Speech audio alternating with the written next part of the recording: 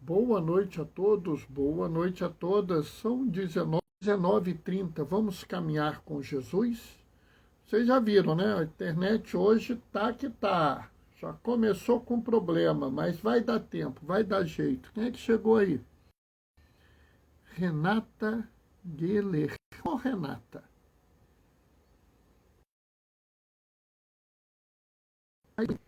Renata. Que bom te ver aqui. Estamos aí, estamos juntos.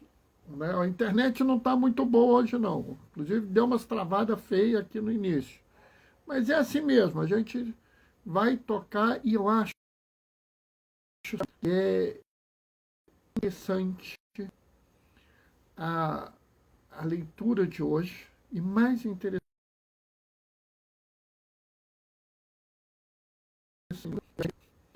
poder trabalhar uma dimensão que talvez as pessoas estejam acostumadas a ver nesse vídeo, né? Então a gente vai participar aí. Se você vê alguma coisa que você não gostou, quiser comentar alguma coisa que gostou, Renata, é só falar. Ana Paula, boa noite, paz e bem, Ana Paula. Seja muito bem-vinda, que bom te ver aqui. Né? Estamos para começar. Hoje eu vou fazer uma reflexão. Eu já cantei a pedra, né? Que eu não vou fazer a reflexão habitual que as pessoas fazem sobre esse tópico, né? Eu vou fazer. Ah, Bernardo, você tem uma mania de fazer? Tenho. Eu acho que a gente tem uma riqueza muito grande na Sagrada Escritura, então, quando é uma coisa que realmente, assim, me toca, eu faço. Talvez eu siga a visão da maior parte das pessoas, mas eu acho, às vezes, que é necessário a gente atentar para uma coisa ou outra que não está muito clara, né? Na verdade, eu acho, inclusive, que falta um pouco isso na maior parte das pessoas, né? Existe uma certa, como vou dizer, uma certa comodidade, né? Ah, eu vou fazer essa reflexão desse jeito e isso é bom. Aí, um ano, 2 anos depois, cai a mesma leitura. Aí eu já falei assim, então vou falar parecido. Sinceramente, eu não faço isso. Eu nem olho o que eu falei da outra vez. Eu paro, vejo o que eu penso para aquele dia e falo aquilo que eu penso para aquele dia, né? Eu não fico, assim, tentando guardar alguma coisa, tentando manter alguma coisa, né? Como também, pessoal, eu vivo falando, eu não preparo essa live, né? Bernardo, você não estudou nada dessa leitura? Hoje não. Hoje eu tinha que trabalhar. Tinha um monte de análise para fazer, reuniões importantes do meu trabalho. Eu não vou parar para fazer uma preparação. Já li outras vezes sobre essa passagem, sobre outras passagens. Leio outros assuntos, porque a interpretação do Evangelho ela não é só ler o que os outros escreveram. Né? Por exemplo, hoje eu vou usar um pedaço do discurso que o Papa Francisco fez para os membros da Congregação da Doutrina da Fé. Mas, Bernardo, ele falou sobre esse evangelho? Não. Mas essa é a graça. Essa é a graça quando você pega várias informações e junta. Né? E isso, pessoal, a gente consegue como? Lendo e refletindo, lendo e refletindo, lendo e refletindo. Tá? E agora que a gente já atingiu os 35, vamos fazer a nossa leitura do Evangelho. O Senhor esteja convosco, Ele está no meio de nós. Proclamação do Evangelho de Jesus Cristo, segundo Marcos. Naquele tempo, os mestres da lei que tinham vindo de Jerusalém diziam que ele estava possuído por Beelzebul e que fora pelo príncipe dos demônios que ele expulsava os demônios. Então, Jesus os chamou e falou-lhes em parábolas. Como é que Satanás pode expulsar Satanás? Se um reino se divide contra si mesmo, ele não pode manter-se. Se uma família divide-se contra si mesma, ela não pode manter. Assim, se Satanás se levanta contra si mesmo e se divide, ele não poderá sobreviver, mas será destruído. Ninguém pode entrar na casa de um homem forte para roubar seus bens sem antes o amarrar. Só depois poderá saquear sua casa. Em verdade eu vos digo, tudo será perdoado aos homens, tanto os pecados como qualquer blasfêmia que tiverem dito.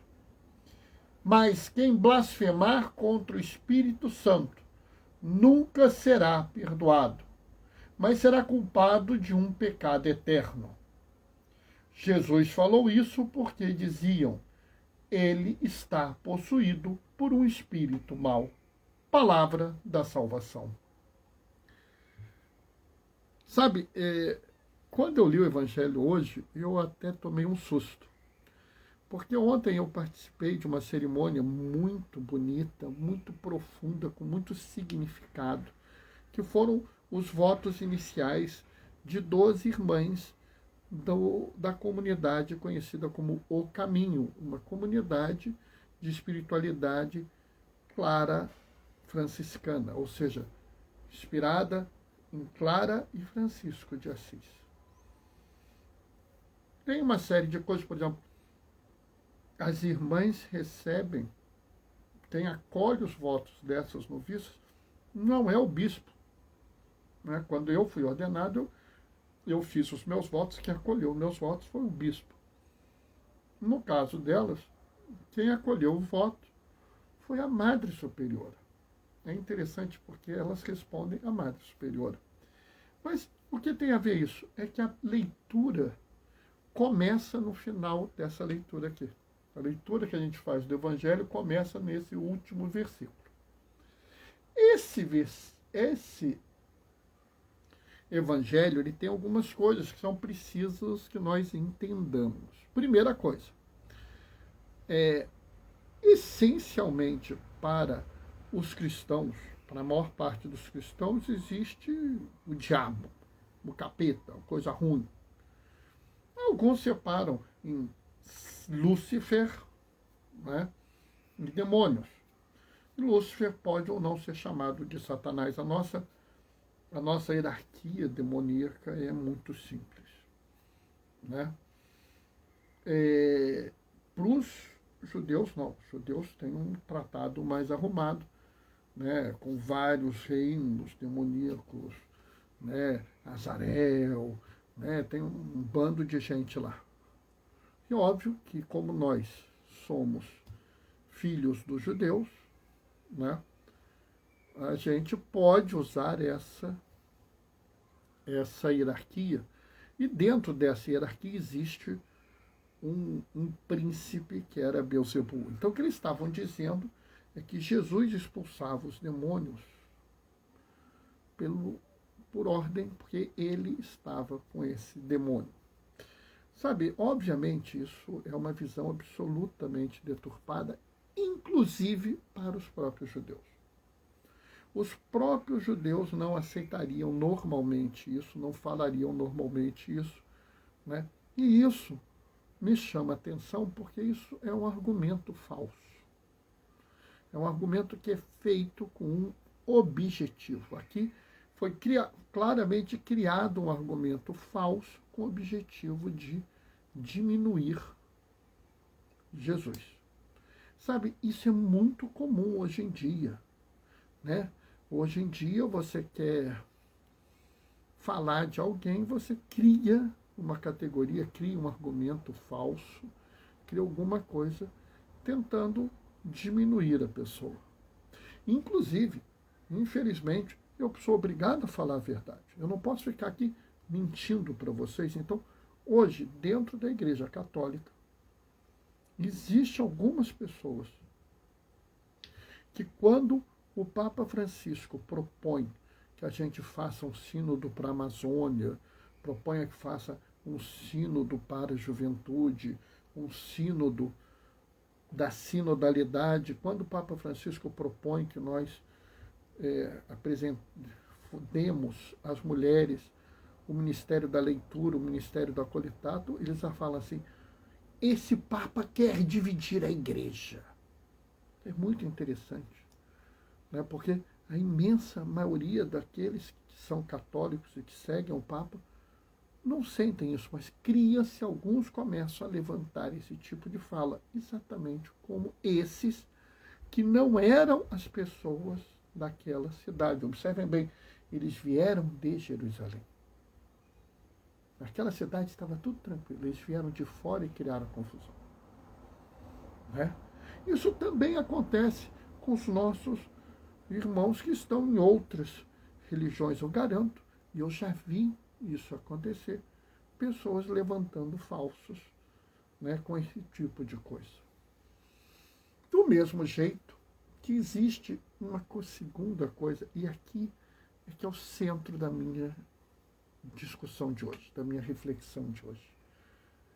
Quando tem aqui o versículo 28 e o versículo 29, e diz assim, em verdade eu vos digo, tudo será perdoado aos homens, qualquer pecado, qualquer blasfêmia.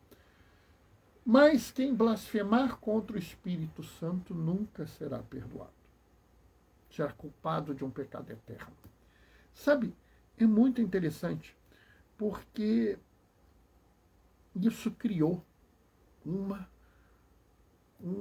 quase uma obsessão no meio religioso. Né? É um tal de quais são os pecados contra o Espírito Santo. O que é blasfemar contra o Espírito Santo? E sabe, eu fico olhando isso e fico pensando, sempre me perturbou muito esses dois versículos.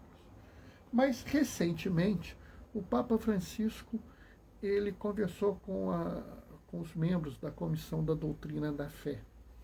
E ele falou sobre 3 palavras. Como bom, ele sempre gosta disso. Tem 3 palavras, tem 3 coisas. Então ele gosta desses 3. Né? E ele falou sobre dignidade. Opa, entrou alguém aí. Danilo, eu não consigo ver o resto, mas paz e bem. Boa noite, Danilo. Ele vira e fala assim, temos 3 palavras. Dignidade, discernimento e fé. E eu quero pegar aqui a palavra discernimento. Né? E vou tentar usar mais ou menos com a mesma... Não, é o que o Papa pediu. Nós temos que discernir. Discernir é analisar, olhar, julgar, né? Para que a gente possa ir adiante.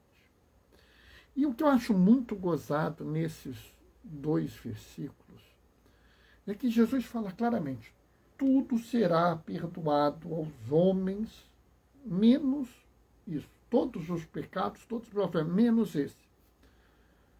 E aí a gente parece que é criança. A gente parece que é aquela criatura medrosa. Eu até já falei uma vez, uma live recentemente sobre isso, a lei e o medo. Que as pessoas algumas pessoas seguem a lei pelo medo. E tem tanto medo que acaba deixando de fazer as coisas boas. Né? Então, vamos ver bem uma coisa fantástica. A grande mensagem, qualquer pessoa que parar e ler esse texto, ler desapaixonadamente, né? Vamos fazer uma interpretação de texto. Tudo será perdoado, menos isso. O que é importante nessa discussão? Não é a exceção. é a regra. Sabe, é uma doideira, porque Jesus dá uma regra geral, menos um detalhezinho. E a gente fica preso no detalhezinho e não na regra geral. Entendem o que eu quero dizer? Jesus disse para nós, tudo será perdoado. Sabe, em vez da gente ficar alegre, soltar fogos de artifício, né? Fazer um grito de alegria, uma explosão de felicidade, a gente se prende na única coisinha lá, na resminha. Pessoal, o que Jesus está dizendo para você é o seguinte, eu estou aqui para te perdoar, meu filho. Eu estou aqui para te perdoar, minha filha. Ah, mas eu tenho esse pecado. Mas eu estou aqui para te perdoar. Mas eu tenho uma vida de transgressão. Mas eu estou aqui para te perdoar. Sabe, é tão magnífico o que Jesus nos diz e nós ficamos presos naquele pontinho ali. Sabe, eu fiz um post já tem um bom tempo que eu falo assim, tem tanta gente com medo de errar que deixa de acertar. Tem tanta gente com medo de pecar que deixa de amar. É mais ou menos isso que eu estou querendo falar aqui. Nós temos que discernir o que é importante na mensagem do Evangelho. O que é importante na mensagem do Evangelho é o perdão, é a misericórdia. E não a condenação. Jesus, ele vem ao mundo numa missão que não existe julgamento nem condenação. Nós que absolutamente não conseguimos aceitar isso, ficamos nos prendendo no que é condenação. Ficamos nos prendendo no que pode dar errado, em vez de ver a coisa maravilhosa, certa que está na nossa frente. Né? Tem uma frase muito comum no meio religioso que diz assim, filtra-se o mosquito e deixa passar o camelo. Sabe, a gente devia parar e pensar assim, o que é importante? O que é chave para nós? O que deveria ser o nosso caminho? E sabe, o pior de tudo, é que esse pensamento da exceção e não da regra se reflete na forma como a gente trata a próxima pessoa que está na nossa frente. A gente acha que Deus vai se fixar na exceção, no ciscozinho, na besteirinha, em vez dele se fixar no essencial, no absoluto, que é o amor. Sabe? Padre Luiz Correia Lima, ele fala sempre Deus Todo-Poderoso no amor. Porque ele firma isso. E isso faz muito sentido. Se você pegar, por exemplo, Duns Scoto, que é um franciscano, um teólogo franciscano da Idade Média, ele fala isso, que Deus só se move na direção da verdade, da justiça e da beleza. Ou seja, Deus, como absoluto, se move dentro do que ele é absoluto. Né? Ou seja, Deus, ele se move sempre naquilo que é próprio dele. Então, ele se move no amor. Acontece que a gente fica preso nessa pequena exceção. Isso tem alguma importância? Tem, porque isso reflete a forma como a gente lida com o nosso irmão, com a nossa irmã. Né? Quem acompanha as minhas conversas nas redes sociais, porque, aliás, eu vivo falando isso, eu não faço nada escondido, tudo que eu faço é público. Está aqui, é isso. De vez em quando eu vejo, sou interrogado, sou questionado por alguém num assunto qualquer. Atualmente, então, com esse negócio de Covid, tem pessoas que me questionam, algumas, inclusive, até de forma desrespeitosas, né? E eu não estou nem aí, eu respondo com todo cuidado, com toda atenção. Mas, sabe, uma coisa que me chama atenção, e eu quero que as pessoas entendam isso, é o seguinte: por que que eu me relaciono com as pessoas com absoluto amor? Com o máximo de amor que eu posso dar. Porque eu sei que Deus me dá o máximo de amor. Agora, se eu fico achando que Deus vai ficar procurando a meu pequeno deslize para me condenar ao inferno, como é que eu me relaciono com meu irmão, com a minha irmã? Eu só jogo o pecado da pessoa na cara dela. Eu fico procurando a mais mísera falha da pessoa para dizer: você pecou. Pecador, pecadora, assim você vai para o inferno. Não pode fazer isso porque vai para o inferno. Não pode fazer isso porque vai para o inferno. Se você continuar assim, você vai passar 10.000 anos no purgatório. Vai sofrer. Pessoal, eu não sei quem é esse. Não é Jesus. Aonde Jesus ficava falando isso? Bernardo, Jesus não falava no inferno? Falava. Mas de uma forma totalmente diferente. Ele falava: olha, meus irmãos, minhas irmãs, amados, queridos, que eu gosto tanto, vocês precisam fazer isso, fazer aquilo outro. Porque se vocês não fizerem, vocês vão acabar no inferno. Entendam bem, ele está falando quase no apelo do pai desesperado, que vê o filho no caminho errado, a filha num caminho errado, e vira: não faz isso que você vai se dar mal, faz aquilo. E nem fala isso, ele fala assim: faça isso, que isso é bom. Se você não fizer, você vai se dar mal. E é uma fala absolutamente diferente. A fala que muita gente tem feito por falta de discernimento, de entender perfeitamente.